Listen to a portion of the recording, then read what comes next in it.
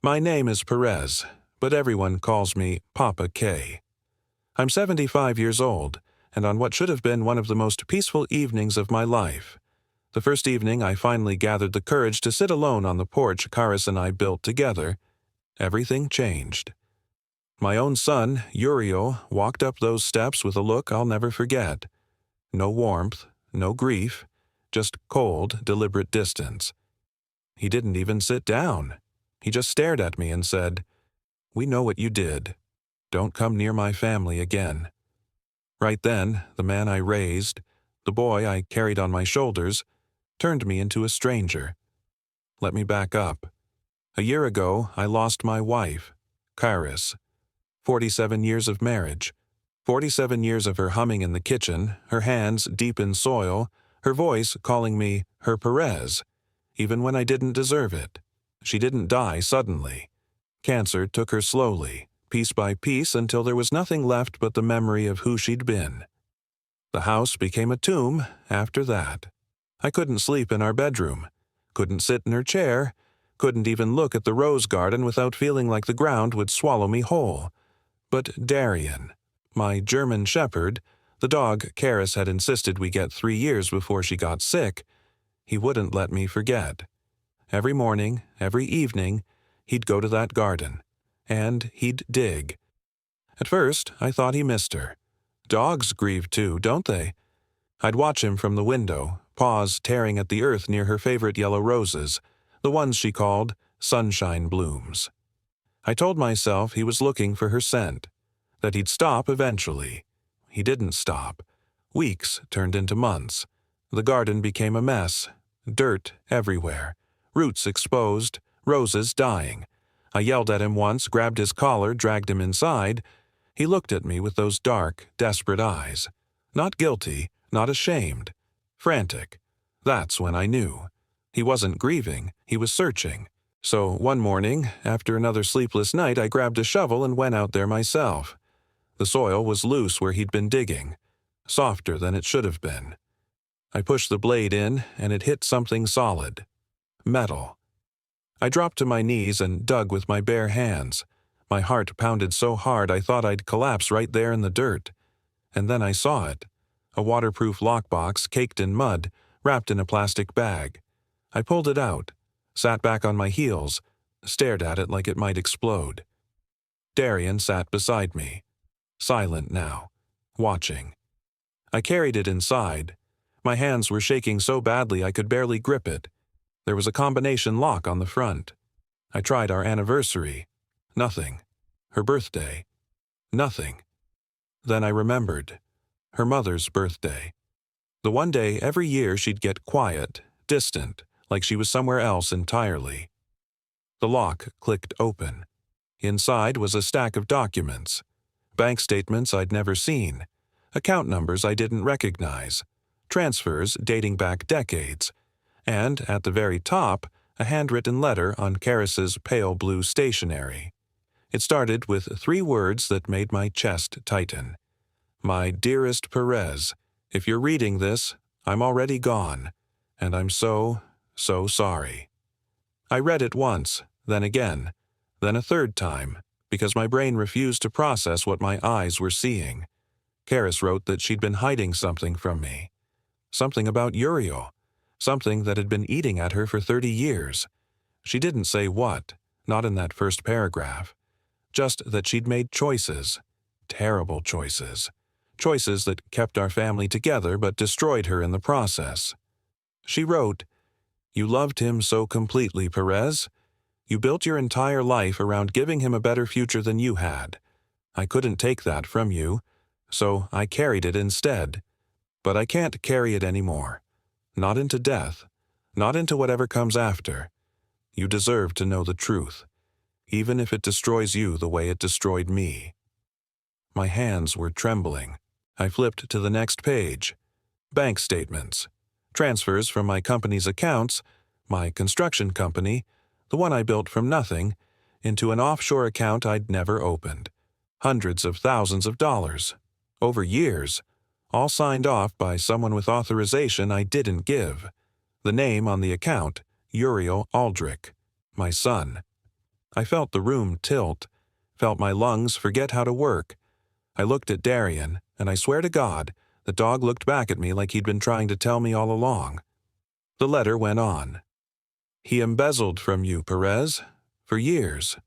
I found out by accident in 1995 when I was organizing your files. I confronted him. He cried. He begged. He said he'd made a mistake, that he'd pay it back, that he was trying to start his own business and didn't want to ask you for help.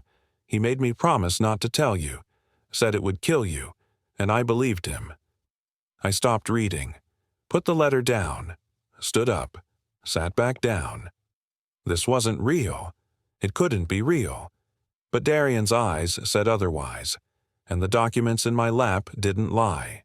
I didn't sleep that night, didn't eat, just sat at the kitchen table with Karis's letter and those damned bank statements spread out in front of me like evidence at a crime scene. Because that's what this was, wasn't it? A crime. My own son had stolen from me, and my wife had known. For 30 years. I kept reading. Karis explained that Uriel hadn't paid anything back, that the business he claimed to be starting never existed, that the money went into investments, into properties, into a life he built while I worked 70-hour weeks trying to keep my company afloat. She wrote, I wanted to tell you so many times, but every time I looked at your face, at how proud you were of him, I couldn't. You'd already lost so much, Perez. Your parents, your brother, your dreams of becoming an architect. You poured everything into that company so Uriel wouldn't have to struggle the way you did. How could I tell you he was the one bleeding you dry? I felt sick, physically sick. I ran to the bathroom and threw up until there was nothing left. When I came back, I kept reading. The documents showed more. In 2017, Uriel transferred another $150,000. In 2020, another $200,000. And in 2023, the year I almost lost the company, the year I had to lay off 30 people, the year I thought I'd failed everyone, he took $320,000. I remembered that year. I remembered sitting in Karis's arms, crying like a child, telling her I didn't know how it all fell apart. She'd held me, told me it wasn't my fault, told me we'd get through it. She'd known. The whole time, she'd known. But there was more. At the bottom of the pile was a contract, a prenuptial agreement between Uriel and his wife, Thea. They'd married in 2016. I remembered the wedding, a small ceremony. Thea was a quiet woman, kind but distant. I'd always thought she was just shy. I scanned the prenup. Standard stuff at first, asset division, property rights. But then I saw it. A clause buried in the legal jargon. In the event of divorce, Party B, Thea Kari Aldrich, relinquishes all claims to assets acquired by Party A, Uriel Perez Aldrich, prior to and during the marriage if said assets are discovered to have originated from sources Party B was unaware of at the time of marriage. Party B acknowledges and agrees that she will not pursue legal action or claims against Party A or any related third parties regarding financial discrepancies or undisclosed accounts. I read it 3 times. Thea had signed away her rights to everything. But more than that, she'd signed away her ability to question anything. If she ever found out about the embezzlement, she couldn't do anything about it. She was legally silenced. And, at the bottom of the page, in the witness signature line, Karis Wilhelmina Aldrich. My wife had witnessed this. She'd stood there while Uriel and Thea signed a document that would trap Thea into complicity if she ever found out the truth. I felt my hands ball into fists. My jaw clenched so tight I thought my teeth would crack. Karis's letter continued. I thought, if I helped him protect his marriage, he'd stop. I thought if Thea didn't know, if everything stayed buried, he'd finally feel guilty enough to change. I was wrong. He never stopped. He just got better at hiding it. I flipped to the next document. Another bank statement. This one from 2024. Just last year. Another transfer. $180,000. The month before Karis's diagnosis. The month I was begging investors to save my company. The month I refinanced our house. The month I considered selling everything just to keep the lights on. And Uriel took more. I stood up, paced the kitchen. Darian watched me from his bed in the corner, head on his paws. I wanted to scream. I wanted to drive to Uriel's house right then, bang on his door, throw these papers in his face and demand answers. But something stopped me. Karis's final words in the letter: "If you're reading this, I'm gone. And if I'm gone, Uriel will come for you. He's been waiting for this, Perez. Waiting for me to die so he can rewrite history. He'll tell people you were failing, that you were reckless, that he tried to help you but you refused. He'll take the company. He'll take everything, and he'll make everyone believe you were the problem. Don't let him. Please, Perez. Don't let him erase you the way he erased the truth." My chest hurt. My vision blurred. I sat back down and pressed my palms to my eyes. She'd known. She'd known he'd come for me, and she'd left me a map to fight back. I looked at the pile of documents again. Then I saw something I'd missed before. A small envelope, tucked into the bottom of the lockbox. My name on the front in Karis's handwriting. Inside was a key and a note. "Storage Unit 428, Millbrook Facility. Everything else is there. I'm sorry I didn't have the courage to tell you myself. But I couldn't let him win. K." I stared at the key, then at Darian. He tilted his head. I said out loud, to no one but the dog and the ghost of my wife, "What the hell did you leave me, Karis?" The next morning, I drove to Millbrook. The storage facility was an hour outside the city, tucked behind a row of industrial warehouses. I'd never even heard of it. I found Unit 428. The key fit. I pulled the door open, and inside, stacked floor to ceiling, were boxes. File boxes. Dozens of them. I stepped inside, pulled the string on the overhead light, and started opening boxes. Inside were years of records. Copies of every transfer Uriel had made. Emails, contracts, invoices for properties he'd bought with my money, and something else. Something that made my blood run cold. A journal. Karis's journal. I opened it. The first entry was dated April 12, 2015. "I found out today. I confronted Uriel. He cried, he begged, he said he'd fix it. I want to believe him. But I saw his eyes, and I know my son. He wasn't sorry. He was just sorry he got caught." I spent 3 hours in that storage unit reading through Karis's journals. Each entry was like a knife twisting deeper into my chest. June 2017. He took more. I checked the accounts. He thinks I don't know, but I know. October 2019. Perez is working himself to death. I watch him come home exhausted, and I know why. I know exactly why, and I hate myself for not telling him. March 2021. Uriel bought another property. He told us it was a smart investment from his consulting fees. I pulled the records. It was bought with Perez's money, and he smiled at us over dinner like it was nothing. But it was the entry from November 2015 that stopped me cold. Patrick came to the house today. He knows. I don't know how, but he knows. He said he's going to tell Perez everything. I begged him not to. I told him it would destroy this family.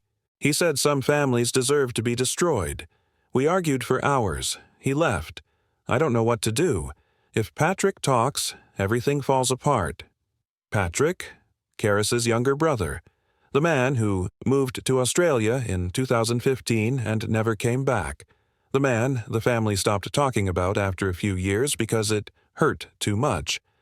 I'd met Patrick a handful of times before he left. Quiet guy, worked as an accountant, sharp, detail-oriented. He and Karis were close. She used to call him her moral compass. I kept reading. Patrick is missing. It's been 4 days. No one knows where he is. His girlfriend, Thea, is frantic. The police say he's an adult. He can leave if he wants. But I know he didn't just leave. Uriel did something. I don't have proof, but I know. Thea, Uriel's wife. Thea had been Patrick's girlfriend. My mind reeled. I flipped forward, desperate for more. Thea came to see me today. She's devastated. She thinks Patrick abandoned her. I told her he probably just needed space, that he'd reach out soon. I lied to her face, because if I tell her the truth, that I think my own son is involved in his disappearance, what then? What happens to all of us?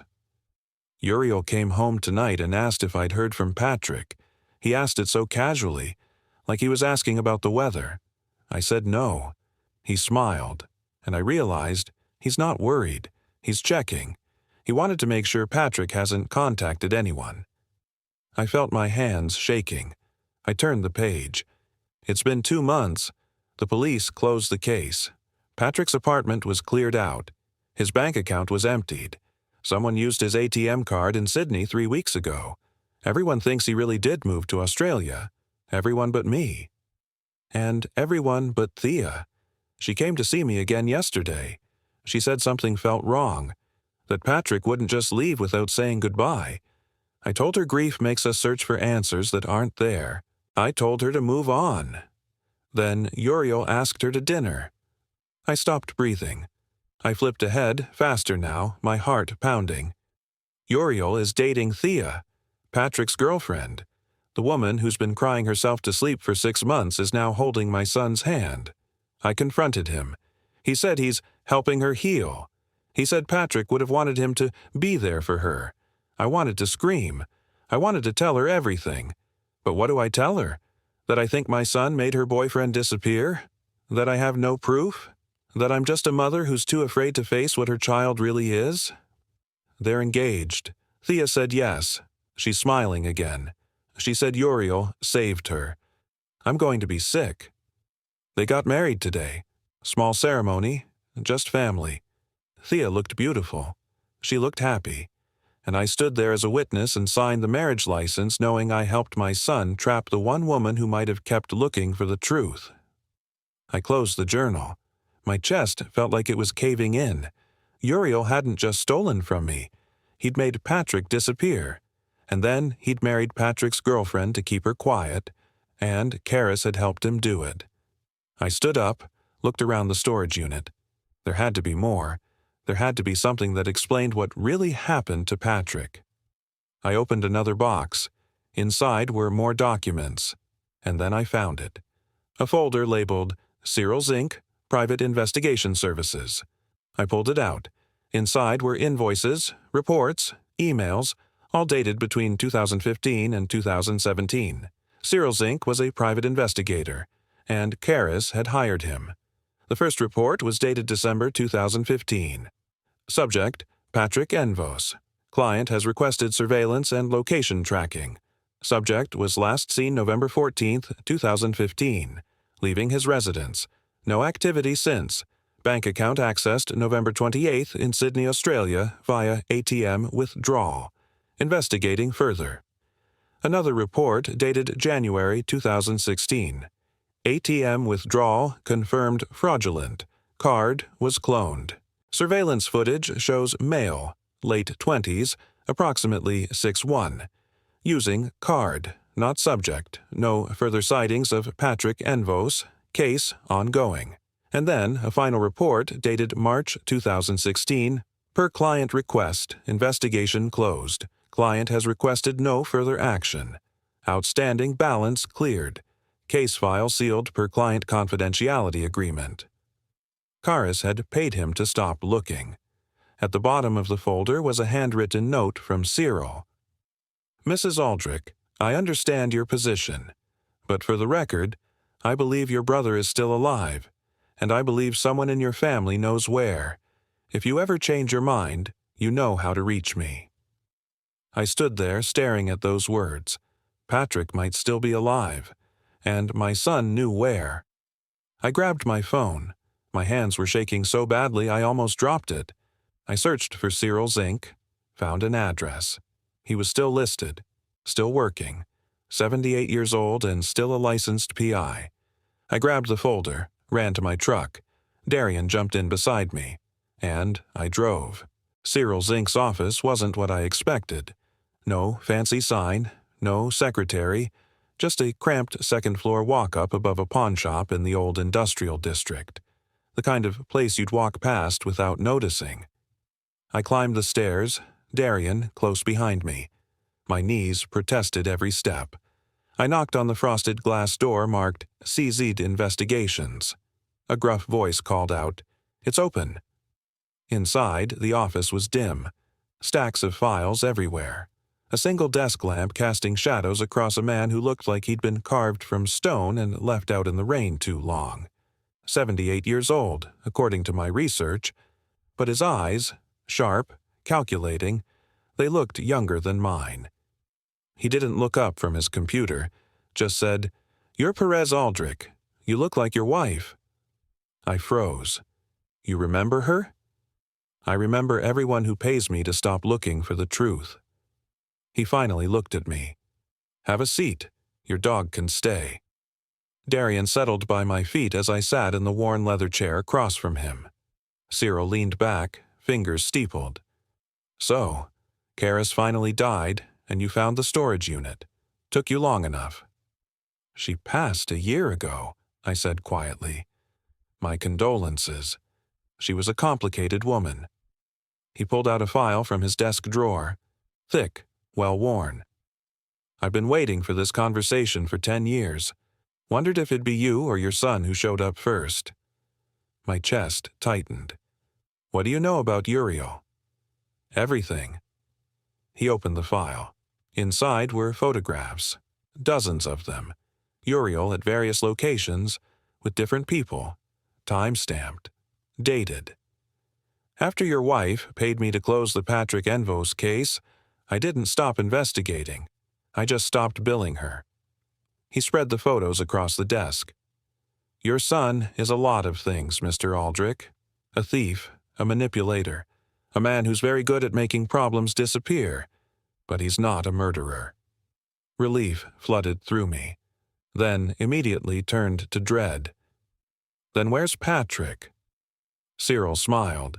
It wasn't a kind smile. "Alive, living under a different name, relocated, paid off, scared into silence." He pulled out another document. "Your wife made Patrick an offer he couldn't refuse. $1 million, new identity, new life, far away from here, in exchange for his permanent silence about what your son did." "And he took it?" "Not at first." Cyril tapped another photo. This one showed a young woman. Pretty, early 20s. "This is Aurora Mills. In 2015, she was a 22-year-old graduate student. She was also Patrick's goddaughter. Patrick loved that girl like she was his own." My hands gripped the armrests. "What does she have to do with this?" "Everything." Cyril's expression darkened. "Your son assaulted her, at a party, June 2015. She woke up in a hospital with no memory of the night. Rape kit came back positive. DNA match to Uriel." I felt the room spin. No, Uriel wouldn't. Yes, he would, and he did." Cyril slid the police report across the desk. "Patrick found out. He was the one who convinced Aurora to get the rape kit done. He was going to make sure Uriel went to prison. He gathered evidence, statements, medical records. He was building an airtight case. And Karis found out. Your wife found out. And she made a choice." Cyril pulled out another document. "She went to Patrick, told him if he pressed charges, Aurora would be destroyed in court, that Uriel's legal team would tear her apart, that the media would ruin her life, and then she made the threat that worked. If Patrick didn't back down, she'd make sure Aurora had an accident." I couldn't breathe. "She threatened to kill Aurora?" "She didn't say kill. She said ensure Aurora faces consequences she can't recover from." Patrick knew what that meant. So he made a deal. He'd disappear. He'd take the money. He'd never contact Aurora or anyone from his old life again. And in exchange, your wife would leave Aurora alone and pay her medical expenses anonymously for life. I stared at the documents, at the photos, at the evidence of a family I thought I knew. "Where is he now?" "Copenhagen, goes by the name Henrik Larsson. Married, works as an accountant for a shipping company. He's been there since 2016. Cyril handed me a slip of paper with an address and phone number. I've kept tabs on him, made sure he was safe, made sure your wife kept her end of the deal. Does Uriel know where Patrick is? No. That was the one thing your wife did right. She kept Patrick's location from everyone, including your son. That was her insurance policy. If Uriel ever tried to find him, she'd know. And she'd act. I looked at the paper in my hand. My wife's brother. Alive. A stranger in a foreign country. And Aurora? Cyril's jaw tightened. Aurora Mills is still here, still traumatized. She went through years of therapy, never pressed charges because she believed Patrick abandoned her. Your wife paid for her treatment through an anonymous foundation. Guilt money. Blood money. I need to talk to her. I thought you'd say that. He handed me another address. She deserves to know the truth. But be prepared, Mr. Aldrich. When she finds out who you are, she's not going to be kind. I stood. My legs felt like lead. Why did you keep investigating? After Karis paid you to stop? Cyril stood too, looked me dead in the eye.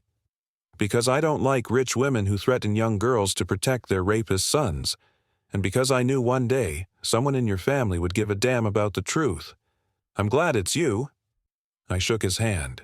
It was firm, strong. Thank you.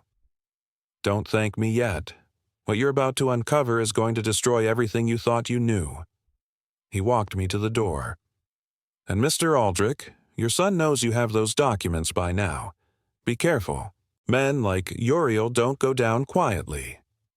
Aurora Mills lived in a modest apartment on the east side. 3rd floor, no doorman. I stood outside her building for 20 minutes, trying to find the courage to press her buzzer. Darian sat beside me, patient as always. Finally, I pressed it. Static. Then a cautious voice. Yes? Miss Mills, my name is Perez Aldrich. I need to speak with you about Patrick Envos.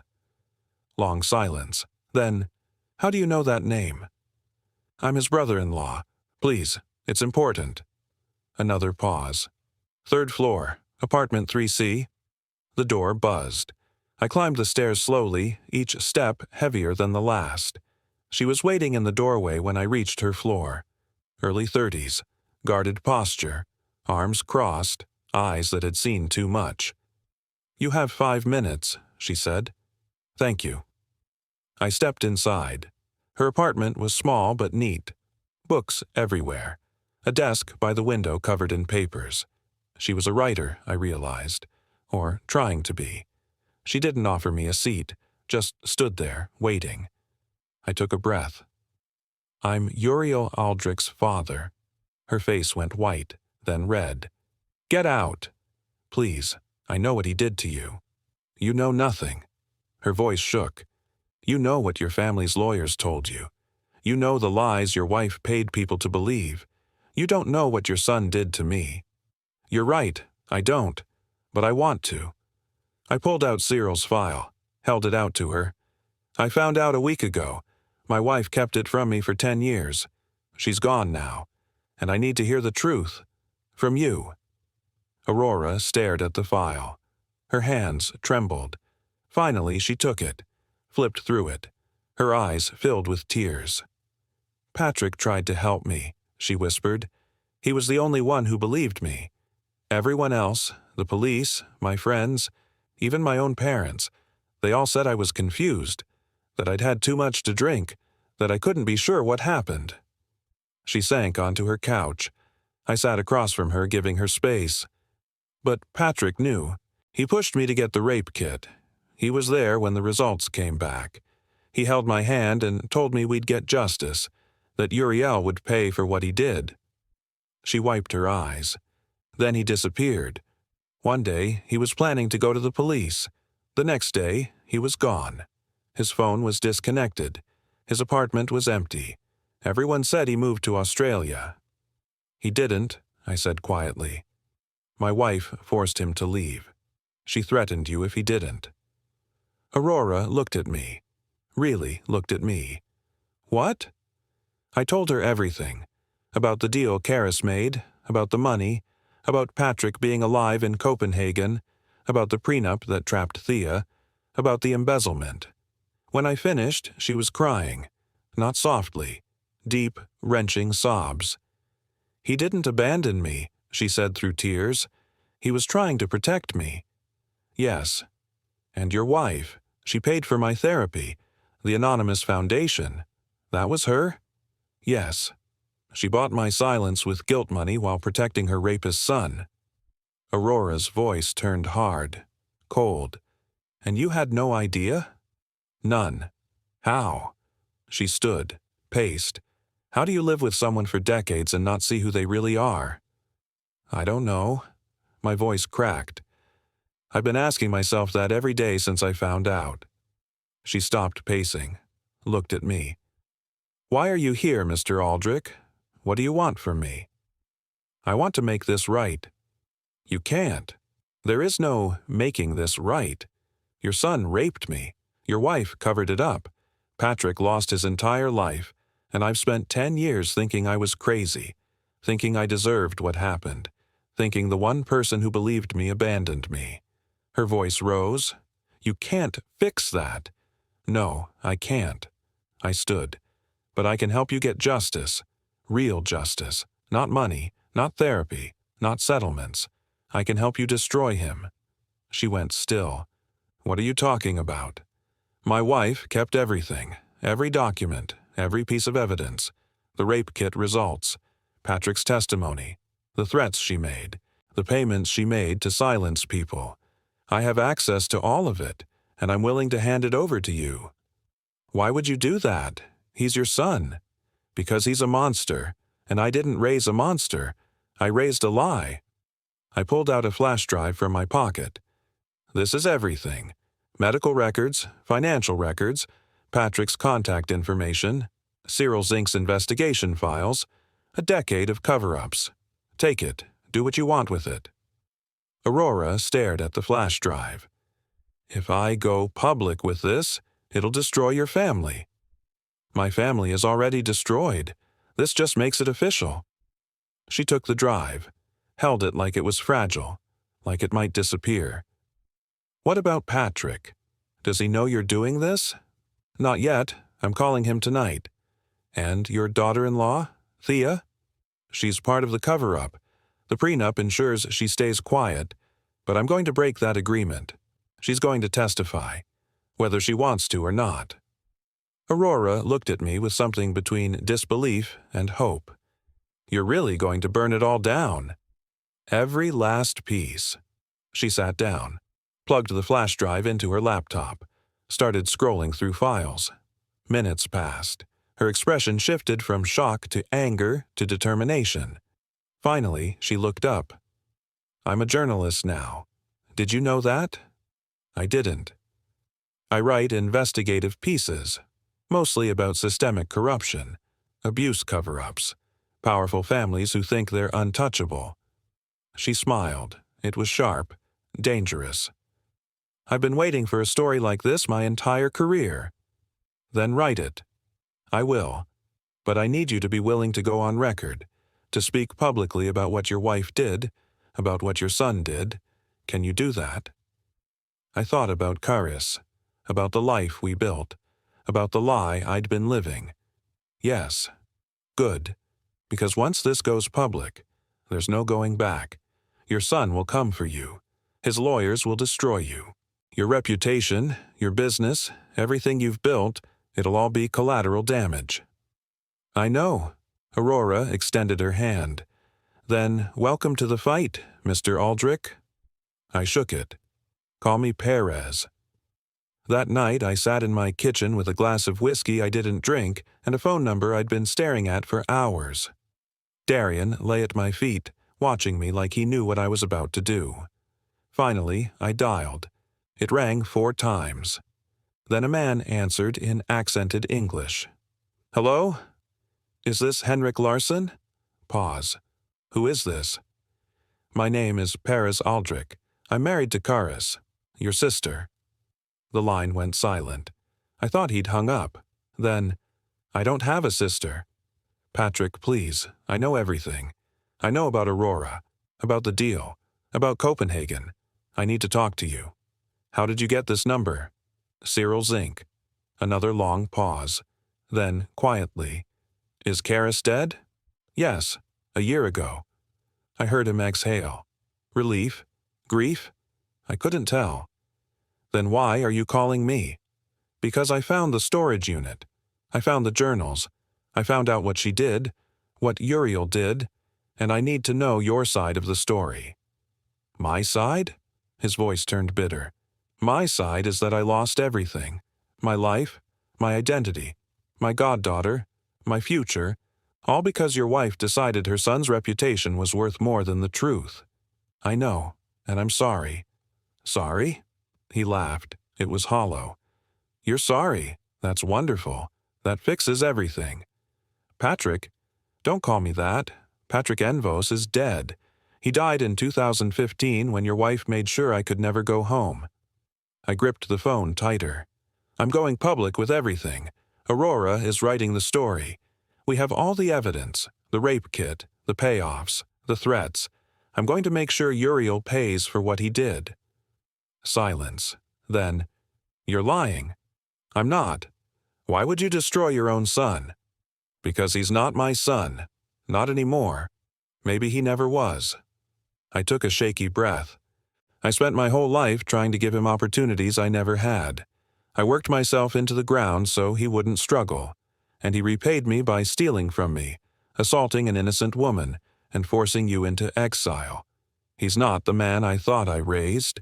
He's something else. He's exactly what Karis made him, Patrick said. She protected him from consequences his entire life.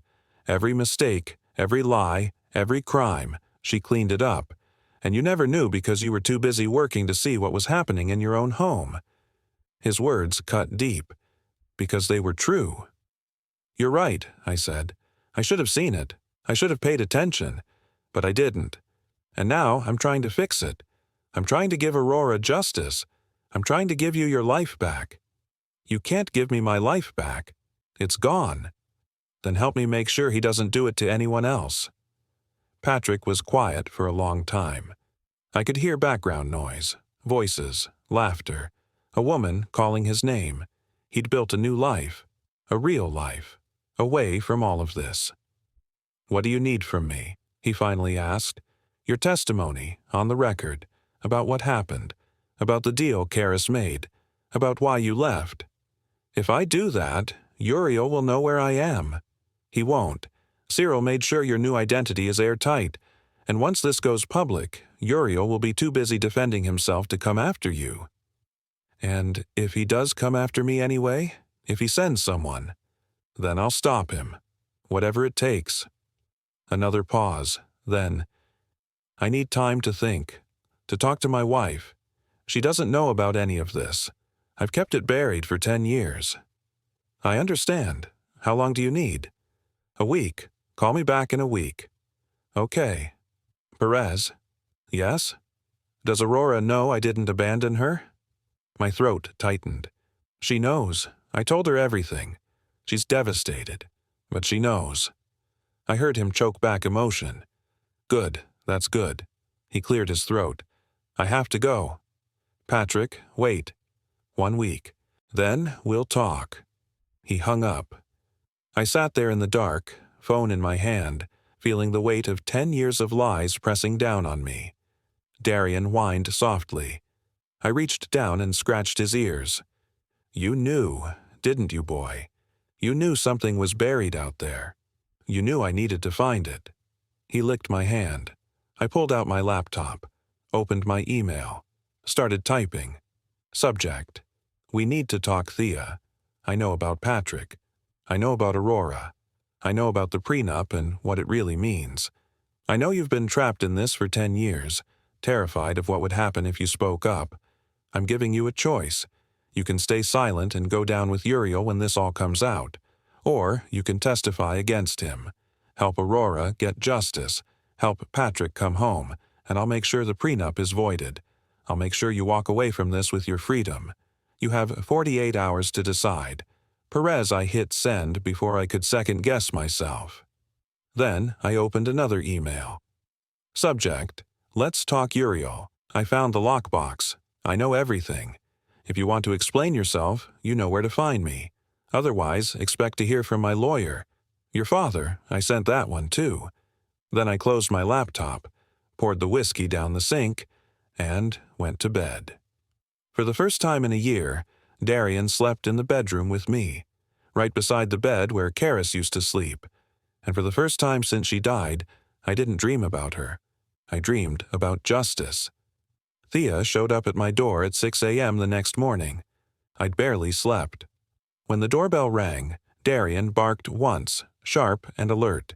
I opened the door to find her standing on my porch, mascara smudged, eyes red from crying, still in yesterday's clothes. "Can I come in?" Her voice was barely a whisper. I stepped aside. She walked past me into the living room, moving like a ghost. I made coffee. She didn't touch hers, just sat on the couch, staring at her hands. "Uriel doesn't know I'm here," she finally said. "He thinks I'm at a yoga class." "Does he know I emailed you?" "He doesn't check my email. He doesn't check anything I do. He stopped paying attention to me years ago." She looked up at me. Her eyes were hollow, exhausted. I've been waiting for this moment for 10 years, waiting for someone to finally call us out, waiting for it to end. "Tell me what happened," I said quietly. She took a shaky breath. "I loved Patrick. We were going to get married. He was everything good in my life. He made me laugh. He made me feel safe. And then, one night, he came to my apartment and told me about Aurora, about what Uriel did. He said he was going to the police, that he couldn't let it go. And you tried to stop him." "No." She looked at me sharply. "I told him to do it. I told him Aurora deserved justice. I told him I'd testify if he needed me to. I'd do anything to help." "Then what changed?" "Your wife." Thea's voice turned bitter. 3 days later, Karis showed up at my apartment. She was calm, polite. She told me Patrick was making a mistake, that going to the police would ruin everyone's lives. I told her I didn't care, that some things are more important than reputation. She paused, wiped her eyes. Then she told me what would happen if Patrick didn't back down. She had photos of me from a party I went to in college. I was drunk, barely conscious, and there were men. Her voice cracked. She said if Patrick pressed charges, those photos would be released, that I'd be destroyed, that everyone would think I was a hypocrite for supporting Aurora when I'd let the same thing happen to me. I felt sick. Karis blackmailed you. She gave me a choice: convince Patrick to take the deal and disappear, or watch my life get destroyed along with his. Thea's hands trembled. So I did. I begged Patrick to take the money, to leave, to start over. I told him it was the only way to keep Aurora safe, the only way to keep me safe. And he believed you. He loved me. Of course he believed me. Tears streamed down her face. He left, and I never heard from him again. I tried to contact him, sent letters to the address Karis gave me, called the number. Nothing. She said he wanted a clean break, that he'd moved on. And then Uriel came into the picture. 3 months later, he showed up at my door with flowers and condolences, said he'd heard about Patrick leaving, said he wanted to make sure I was okay. She laughed bitterly. I didn't know at first, didn't know he was the one Patrick was trying to expose. Karis had kept that detail from me. She just said it was a family matter. When did you find out? 6 months into dating him. We were at a family dinner. Aurora's name came up. Some mutual friend mentioned her. And Uriel's face, she shuddered. He went completely blank. Empty. And I knew he was the one. But you married him anyway. Karis cornered me the next day, told me I already knew too much, that if I walked away, those photos would surface, that she'd make sure everyone knew I was in on it, that I'd helped cover up what Uriel did. She gave me the prenup and told me to sign it, said it was protection. For me. It wasn't protection. It was a cage. I know that now. But back then, I was terrified. I was 25. I had no money. no family support, and Karis Aldrich was a very powerful woman. Thea looked at me. So I signed. I married him, and I've been living in this nightmare ever since. Does Uriel know you know? No, I never told him. I play the perfect wife, the quiet, supportive partner, and inside, I've been dying. She pulled out her phone, showed me her email. But when I got your message, I felt something I haven't felt in years. Hope. You'll testify? Yes. Against him. Against your wife. All of it. Her jaw set. But I need protection. Legal protection. Uriel has resources, he has lawyers. He'll come after me. I have a lawyer who specializes in cases like this. Her name is Kari Envos. I saw Thea's eyes widen at the surname. Yes, she's Patrick's cousin. She's been waiting for a chance to take Uriel down for years. You've already planned this. I've been planning it since I found the lockbox. Aurora is writing the article. Patrick is giving testimony. Cyril has provided all the evidence. And now, with your testimony about the prenup and Karis's blackmail, we have everything we need. Thea stood, paced to the window, looked out at the rose garden. What happens when this goes public? Uriel goes to prison. The company's reputation takes a hit. Your marriage ends, and you get your freedom. And you? What happens to you? I thought about that, about my legacy, my company, my name. I lose everything, but I'll sleep better at night. She turned to look at me. I judged you, you know. All these years. I thought you must have known. Must have been part of it. How could a father not see what his son was? I ask myself that every day. I'm sorry for thinking that. She walked toward the door. Stopped. Thank you, Perez, for giving me a way out. Thank you for having the courage to take it. After she left, I sat in the quiet house, Darian at my feet, the evidence surrounding me. My phone buzzed. Email from Uriel. We need to talk. Tonight. My house. Come alone. I stared at it, then typed back, No, you come here and bring your lawyer, because mine will be present. I hit send. The war had officially begun. Uriel showed up at my house 3 days later. Not alone. He brought 2 lawyers, both in expensive suits that probably cost more than most people's monthly rent. And he brought someone else. A man I didn't recognize. Tall. Built. The kind of man you hire when words aren't enough. I was ready. My lawyer, Kari Envos, sat at my dining table with her own briefcase and a recording device already running. Aurora was there too, notebook open, every word being documented for her article. And Cyril Zink stood by the window, arms crossed, watching everything like a hawk. Uriel stopped cold when he saw them all. What is this? His voice was controlled, calm, but I could see the tension in his jaw. This is called accountability, I said. Sit down. The lawyers exchanged glances. Uriel's lead attorney, a silver-haired man named Zink, wait. I looked at Cyril. He nodded once. This was his son. The lawyer had no idea his own father was in the room working against him. Beautiful irony. Uriel sat. His lawyers flanked him. The bodyguard stayed by the door. Dad, I don't know what you think you found, but don't. I held up my hand. Don't insult me by lying. I know everything. The embezzlement, Aurora, Patrick, the prenup, every single thing Mom helped you bury. His face didn't change. That's what got me.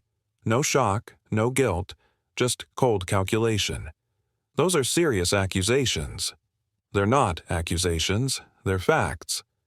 Kari slid a folder across the table. Bank records showing transfers from your father's company accounts to offshore accounts in your name. Medical records from Aurora Mills' rape kit examination matching your DNA. Testimony from Patrick Envos about the deal your mother forced him into. And a prenuptial agreement that legally silences your wife from speaking about any of it. Uriel's lawyer picked up the folder, started reading. His face went pale. This is inadmissible, the lawyer said. These records were obtained without proper... They were obtained from a storage unit legally belonging to Karis Aldrich, who left everything to her husband in her will, Kari interrupted. Perez has every legal right to access and distribute these materials. And before you threaten litigation, know that copies have already been filed with the district attorney's office. Uriel finally looked at me. Really looked at me. You went to the police. Not yet. That's your next stop. I leaned forward. But I wanted to give you a chance to explain. Face to face. Man to man. Tell me why. Why what? Why you stole from me. Why you assaulted that girl. Why you let Mom destroy Patrick's life. Why you trapped Thea in a marriage she couldn't escape. Why you became this. I gestured at him like he was something unrecognizable. He was quiet for a long moment. Then he smiled. It was his mother's smile. Cold. Calculated. Because I could. Aurora's pen stopped moving. Kari sat back. Even Cyril looked surprised. That's it? I said. That's your answer? You want me to pretend I'm sorry? That I'm broken up inside? Uriel laughed. I'm not. You built a company from nothing, Dad. You worked yourself to exhaustion. For what? To barely scrape by? To struggle? I saw an opportunity and I took it. That's called being smart. That's called being a thief. Semantics. He shrugged. And Aurora? That was a mistake. I was drunk. She was willing. Aurora stood up so fast her chair fell backward. I was unconscious. Uriel looked at her for the first time. His expression didn't change. Prove it. We have the rape kit, Kari said. From 10 years ago. Good luck making that stick in court. Uriel's lawyer was trying to shut him up, but Uriel ignored him. And Patrick? He took the money. He left. That was his choice. He left because your mother threatened to kill Aurora if he didn't, Cyril spoke up from the window.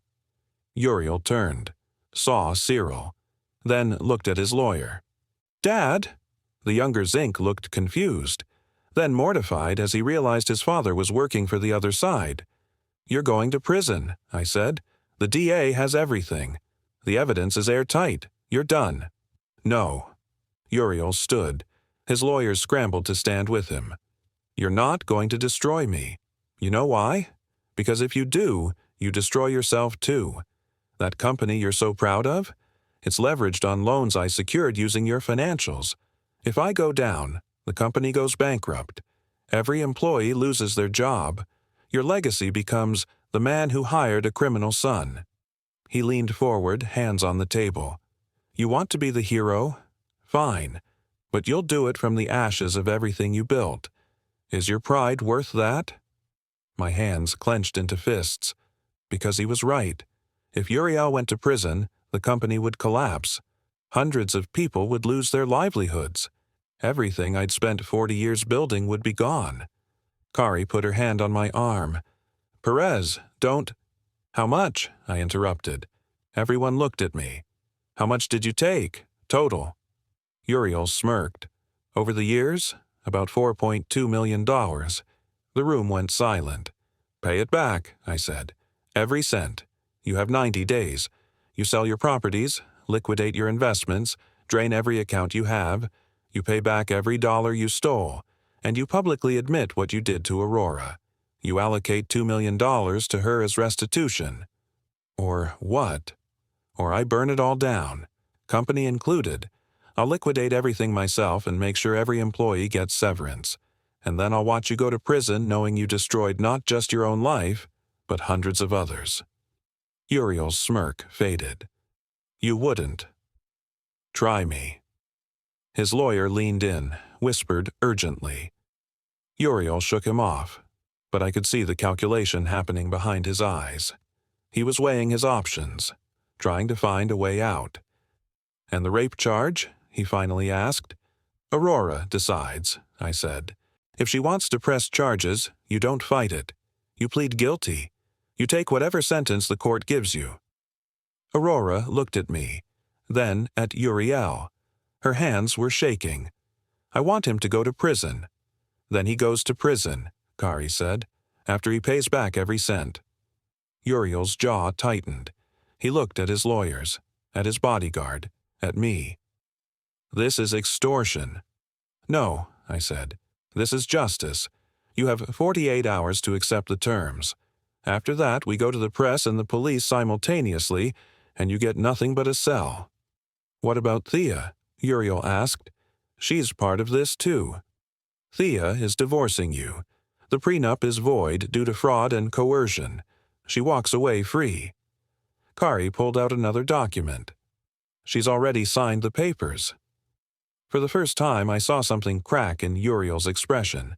Not guilt, not remorse, just rage that he'd been outmaneuvered. "You're making a mistake," he said quietly. "No. I made a mistake 43 years ago when I didn't see who you really were. I'm fixing it now." Uriel grabbed his coat. His lawyers scrambled to follow. At the door, he turned back. "Mom was right about you. You were always too weak to do what needed to be done." "Your mother," I said, "died knowing what she'd created, and it destroyed her. That's not weakness. That's conscience.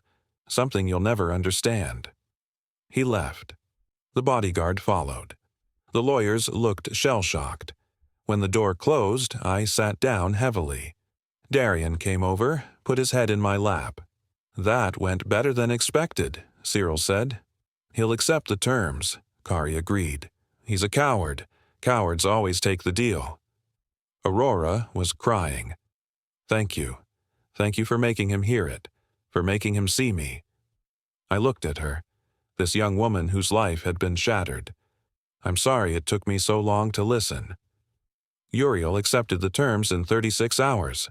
His lawyer sent over signed documents agreeing to full financial restitution, a public apology, and a guilty plea to sexual assault. The prenup with Thea was voided. Patrick would receive a formal written apology and acknowledgement of what had been done to him. But I knew Uriel. I knew he wouldn't go quietly. So I wasn't surprised when, 2 weeks later, I got a call from Detective Mills, no relation to Aurora, asking me to come down to the station. "Mr. Aldrich, we've received some concerning information about your business dealings," the detective said when I arrived. Kari was with me. She'd insisted. "What kind of information?" "Your son has alleged that you were aware of the financial discrepancies at your company, that you participated in the embezzlement scheme and are now trying to frame him to cover your own crimes." I stared at him. "That's absurd." "Is it? Because he's provided emails that appear to show you authorizing the transfers." Kari leaned forward. "May I see these emails?" The detective slid printouts across the table. I looked at them. They were good, very good. Uriel had forged my signature, used my email, backdated correspondence to make it look like I'd been in on everything from the beginning. "These are fake," I said.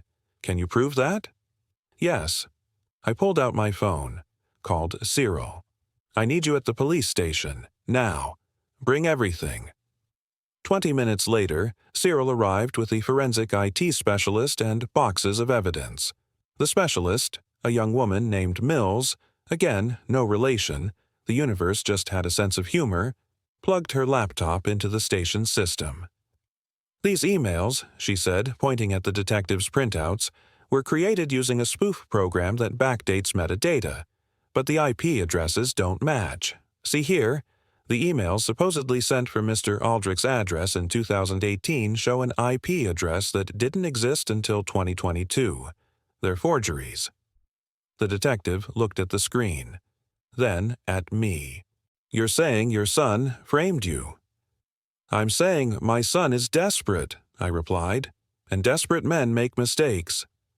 Kari added, "We have a decade of evidence showing Uriel Aldrich operated independently.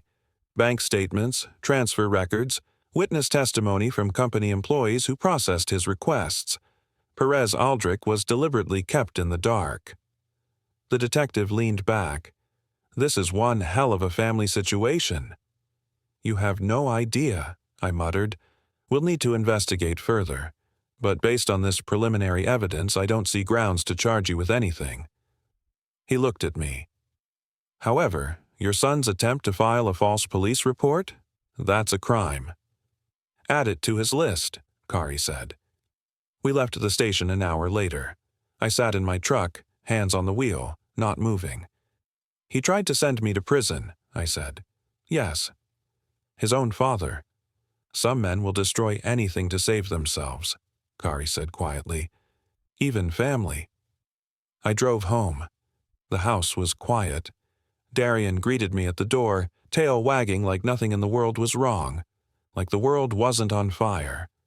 I went to the rose garden, stood where Darian had been digging. The hole was filled in now, fresh soil, new roses planted, but I could still see where the lockbox had been. My phone rang. Patrick. I heard what happened, he said. Uriel trying to frame you. News travels fast. Cyril keeps me updated. Patrick paused. Are you okay? No, but I will be. I looked at the roses. I need to ask you something. What? Do you regret taking the deal? Running? Long silence. Every single day. I lost Aurora, my life, my identity. I became a ghost, but I'm alive. And Aurora's alive. So no, I don't regret it. I just regret that it was necessary. I'm going to bring you home, I said. When this is over, when Uriel is in prison and the dust settles, you can come home, be Patrick again. I don't think that's possible. Why not? Because Patrick Envos died 10 years ago, Perez. Henrik Larsson is someone different, someone who's made a new life. I have a wife here, a stepdaughter, a job I like. Peace. His voice softened. I don't want to go back to being the man who lost everything. I want to stay the man who built something new. I understood, more than he knew. Then I hope Henrik Larsson finds happiness. He has, finally. Patrick cleared his throat. But thank you, for fighting for Aurora, for exposing the truth, for being the father Uriel never deserved. I should have been that father 30 years ago. You're being him now. That's what matters. We talked for a while longer, about nothing important, about the weather in Copenhagen, about Darian, about the roses. When we hung up, I felt lighter somehow. Inside, I found a letter on the kitchen table, hand-delivered, Thea's handwriting. Perez, I'm leaving town, starting over somewhere new. I wanted to thank you before I left. You gave me my freedom. You gave me back my voice. I know you think you failed as a father, but you saved me when no one else would. That's not failure. That's heroism. Aurora asked me to give testimony for her article. I did. I told her everything. About Karis, about the blackmail, about the prenup. It'll be published next week. I hope you find peace in the garden. I hope Darian stops digging. And I hope someday you can forgive yourself for not knowing. Because none of this was your fault. With gratitude, Thea. I folded the letter, put it with Karis's journals. Another piece of the story. Aurora's article was published 5 days later. Front page of a major newspaper. Online it went viral within hours. The perfect family's perfect lie. How a wealthy widow protected her rapist son and destroyed lives for a decade. It detailed everything. The assault, the cover-up, Patrick's forced exile, Thea's entrapment, the embezzlement, my complicity through ignorance. My phone rang non-stop, reporters, old friends, business partners, everyone wanting a statement. I turned it off. 6 months later. Uriel pleaded guilty to sexual assault, embezzlement, and filing a false police report. He was sentenced to 12 years in prison, no parole. His assets were liquidated. Aurora received her restitution. The company received the embezzled funds back. I sold the company anyway. Not because I had to, but because I wanted to. I gave every employee 6 months severance and helped them find new jobs. I donated the rest to foundations supporting assault survivors and wrongful conviction cases. The house felt different now. Lighter, like a weight had been lifted from the walls. I spent my days in the garden, replanting, pruning, learning the names of flowers I'd never paid attention to before. Darian supervised, of course.